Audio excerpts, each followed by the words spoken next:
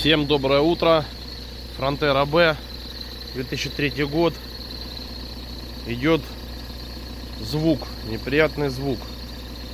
Как проверить, что у нас свистит?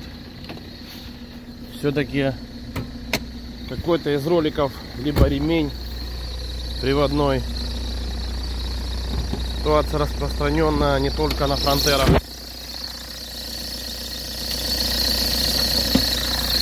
Идет звук, предположительно ролик то ли генератора, то ли натяжной.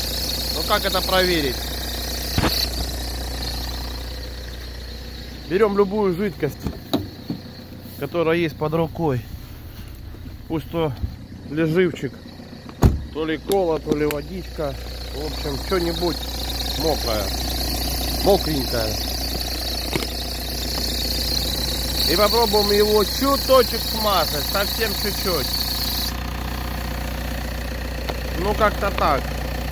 Все рукой сняло. Ответ очевиден.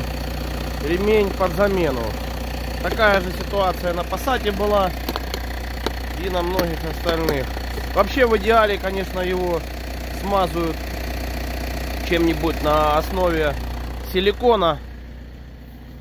Но есть умельцы разной химией пшикают. Звук, конечно, пропадает, но ремешок разъедает.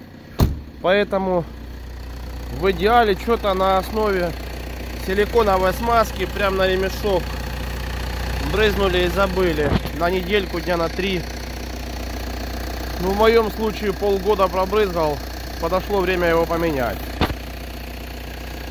Просто из-за отсутствия времени и детали у меня. Ну, в двух словах как-то так.